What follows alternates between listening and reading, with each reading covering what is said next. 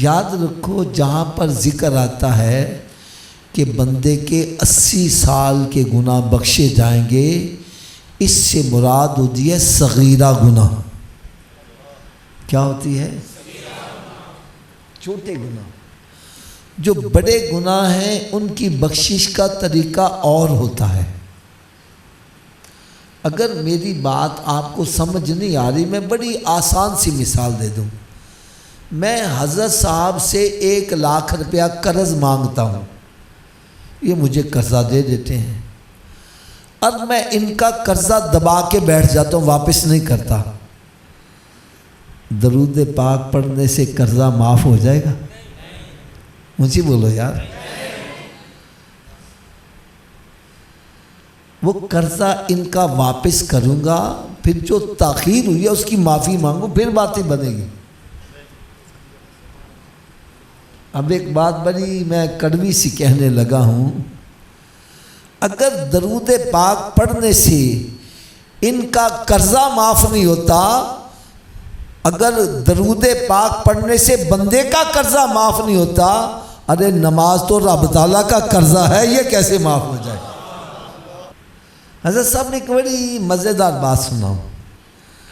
ایک اللہ کے نیک بندے تھے، ان سے اگر کوئی قرضہ مانگنے کے لیے آتا، انسان کے اوپر اپ اینڈ ڈاؤنس تو آتے رہتے ہیں، سدا بادشاہی اللہ کے گھر میں ہے یا اس کے محبوب کے گھر میں ہے، باقی اپ اینڈ ڈاؤنس تو آتے رہتے ہیں۔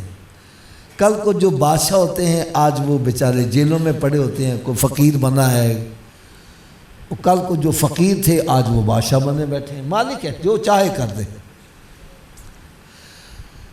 ان کے پاس اگر کوئی قرضہ لینے کے لیے آتا، کیا لینے کے لیے؟ یہ بات بڑی توجہ سے سننا، ہو سکتا ہے کسی کے دل پر چوٹ کر جائے، آج رخی مدینہ شریف کی طرف ہو جائے۔ جب ان کے پاس کوئی قرض مانگنے کے لیے آتا تو وہ کہتا بھائی تو نماز پڑھتا ہے؟ اگر وہ کہتا جی ہاں میں نماز پڑھتا ہوں تو اس کو قرضہ دے دیتے، اور اگر کوئی کہتا جی نہیں میں نماز تو نہیں پڑھتا، وہ کہتا ہے میں نے تجھے قرضہ نہیں دینا، یعنی بے نمازی کو قرضہ نماز پڑھنے والے کو دے دیتے تھے۔ ایک دن کسی نے پوچھ لیا حضرت جی آپ نمازی کو قرضہ دے دیتے ہو، بے نمازی کو کیوں نہیں دیتے؟ کہنے لگے جو رب کا قرضہ نہیں دیتا اس نے میرا قرضہ کہاں سے دینا؟ اس لیے بھائی جو حقوق اپنی جگہ ہیں،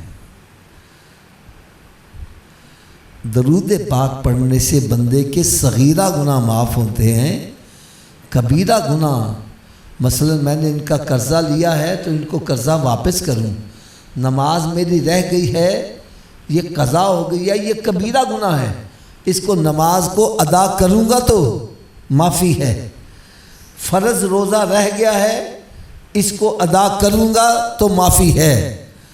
یہ نہیں کہ مارکیٹ کا صدر ہے، لوگوں سے جناب پیسے اکٹھا کر کے چپ کر کے حج کرنے چلا گیا، اب پیچھے لوگ بد دعائیں دے رہے ہیں، اسلام اس کی اجازت نہیں دیتا۔